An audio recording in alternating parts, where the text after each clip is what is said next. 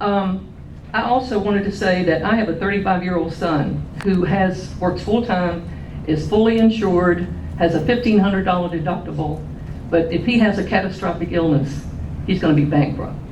And I know other people, I have a brother who did that, trying to pay off a $30,000 bill for his daughter when she had to have some counseling.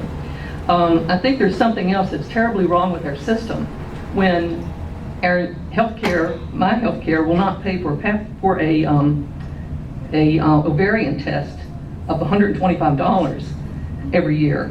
They will not pay for that, but once the ovarian cancer shows up, then there's a lot more money than $125.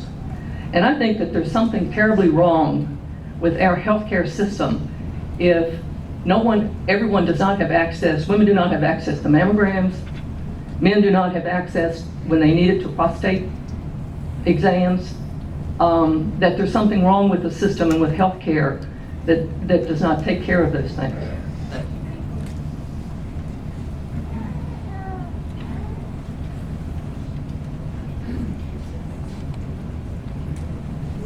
Hello, my name is Sheila Beck. I want to thank you for allowing me to speak to you today.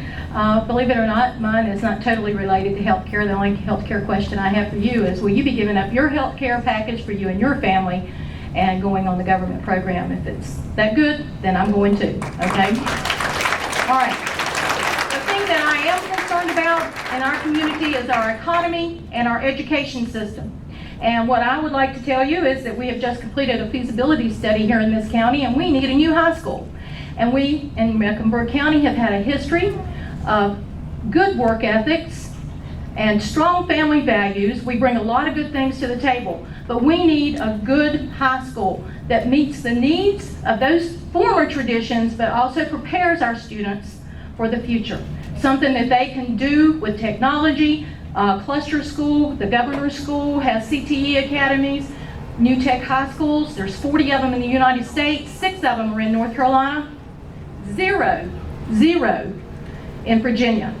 I'm very concerned about what's going to happen with my children, my grandchildren. I know I look young, but I'm not that young, okay?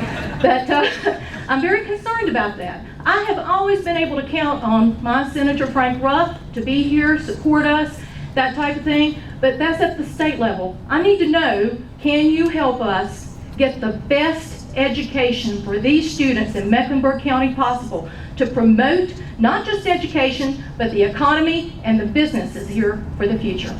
And I'd appreciate it. I also have a packet here for you where I've done an extensive investigation into cluster schools, New Tech high schools, and a variety of other type of educational possibilities that can be used in our community, along with the stimulus money that I haven't really seen a lot of benefits in our community with. Okay? So that's my question. What are you going to do to help us with education? Thank you. One more. My name is Debbie Riggin. I am a new resident to Virginia, District 5, with extreme healthcare concerns. I've seen what the current healthcare system is doing more times than I care to imagine. I work for a nursing home. I see what it's doing since Medicare D came into play to the elderly when they are not allowed to get their medications. I've seen what it's done to my son, who had to have a transplant of a small intestine, a stomach, and a pancreas. If he'd had a kidney transplant, Medicare would have paid toward his anti-rejection medications for the first 2 years. Because of what my son had, he could get nothing. I'm now seeing it with my husband, who has been declared disabled for health issues in the state of Virginia. Virginia does not mandate that insurance companies offer supplemental insurance to Medicare recipients who are under the age of 65. Several people in this room have already heard from me when I've written to people at the state.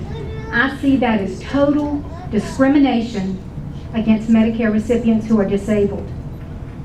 My concern at this point is, before you go to try to put something new on the table, you need to fix what we've already got.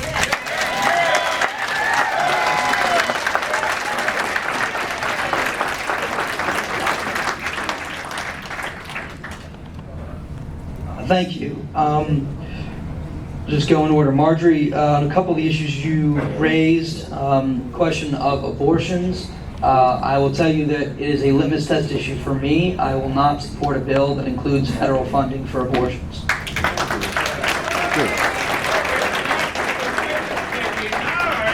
It's approved. That's right. So there's still work to be done on making sure that it meets that litmus test. I don't believe it does yet, but it's a very important issue.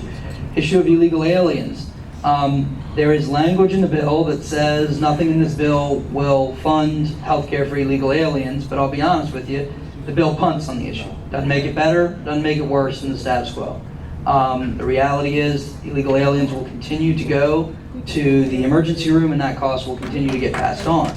The issue doesn't get better, doesn't get worse. It will be handled as a matter of comprehensive immigration reform and border security.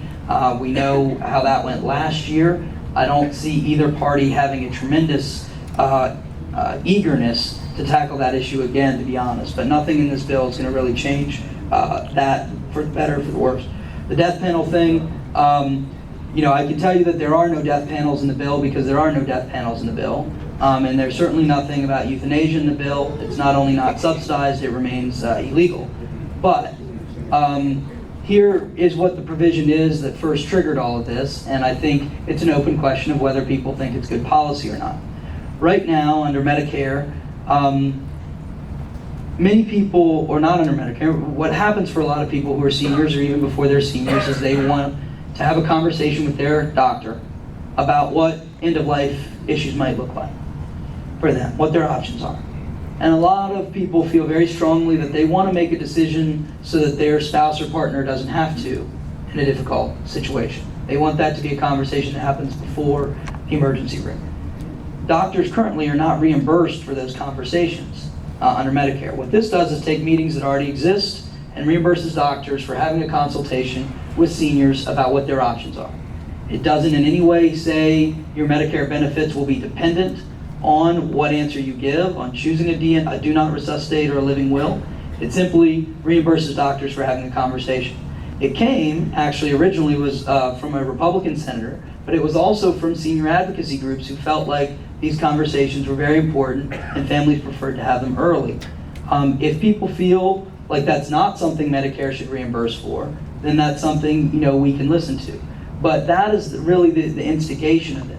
And I can tell you, most people that I've talked to before this debate went where it did, felt very, very strongly that that was an important conversation, whether the family had it with their pastor or with their doctor or just with one another.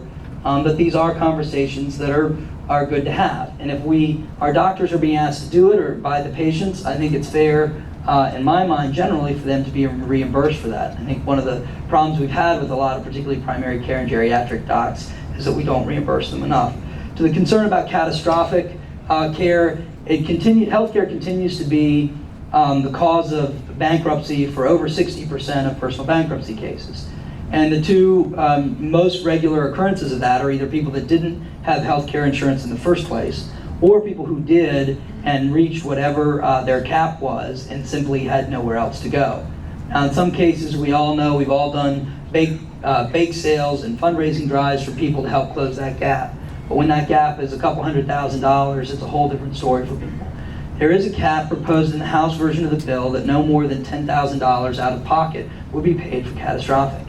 If you suddenly find out a child has leukemia, you had no control over that, the maximum you would pay out of pocket is $10,000 for that.